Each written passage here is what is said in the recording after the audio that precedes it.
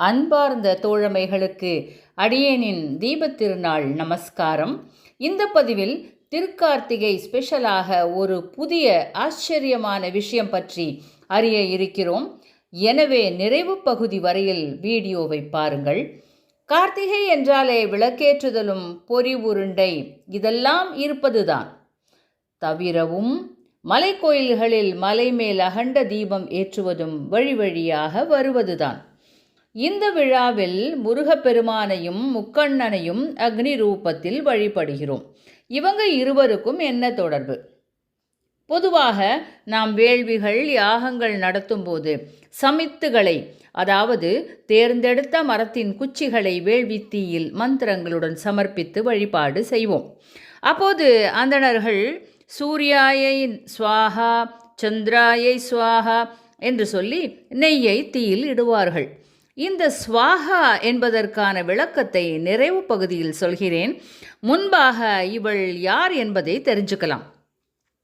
இந்த ஸ்வாஹா அக்னி தேவனின் மனைவி. இவளுக்கு பரந்தாமனாகிய விஷ்ணுவை கணவனாக அடைய வேண்டும் என்று ஆசை. என்ன பண்ணுறா தெரியுமா? கடும் தவம் செய்கிறாள். பெருமாளும் காட்சி தந்து, ஸ்வாஹா, நான் தற்பொழுது உன்னை திருமணம் செய்ய இயலாது, மற்றொரு பிறப்பில் செய்து கொள்கிறேன். இப்பிறப்பில் அக்னி தேவனே உன் மணாளன், எனவே அவனை அடைய முயற்சி செய் என்று சொல்கிறார். என்ன செய்வது? நாராயணனே சொன்ன பிறகு எனவே அக்னி தேவனை மனம் முடிக்க முயற்சி செய்கிறாள். ஆனால் பாருங்க, இந்த அக்னி இருக்கானே, அவனுக்கு பயங்கர பேராசை. அவன் அப்போது சப்த ரிஷிகள், அதாங்க அத்திரி, காஷ்யபர், ஜமதக்னி, கௌதமர், பரத்வாஜர், ஆங்கிரஸ், வசிஷ்டர் இவர்களோட மனைவியர்கள் மேல் தீரா காதல் கொண்டான் அக்னி. பார்த்த ஸ்வாஹாவிற்கு செம்ம கோபம்.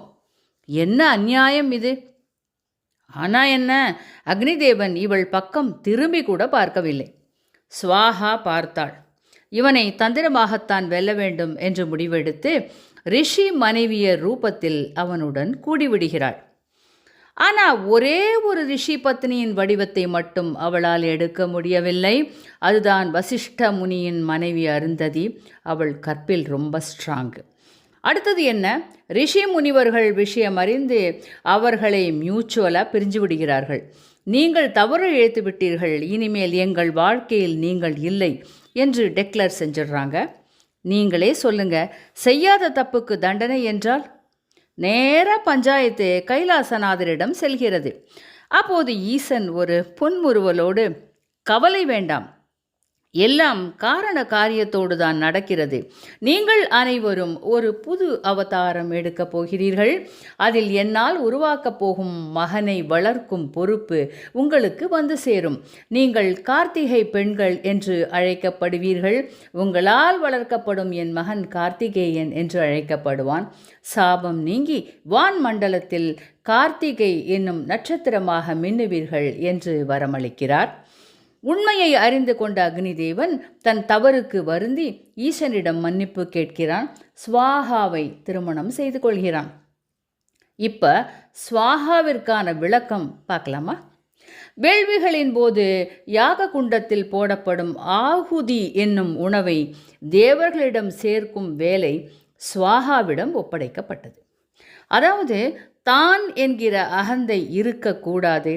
பரம்பொருளுக்குள் தானும் ஸ்வ அடக்கம் என்பதை உணர்ந்து தான் என்கிற அகந்தையை அழித்து சமர்ப்பணம் செய்தல் என்பதே பொருள். ஸ்வாஹா இல்லைன்னா அக்னியால் ஒன்றும் பண்ண முடியாது. முன்னோர் எல்லாம் மூடர்கள் அல்ல. இயற்கையோடு இயைந்து கார்காலத்தில் குளிரை போக்கவும் இருளை விலக்கவும் தீப வழிபாடு செய்தனர். எனவே நேயர்களே, ஸ்வாஹாவின் வரலாற்றை கார்த்திகை தீப திருநாளில் தெரிந்து கொண்டோம் அல்லவா? உங்கள் குழுக்களில் இந்த வித்தியாசமான கதையை பகிருங்கள். சப்ஸ்கிரைப் பண்ணுங்கள், சேனலை லைக் பண்ணுங்கள். மீண்டும் சந்திப்போம். நன்றி, வணக்கம்.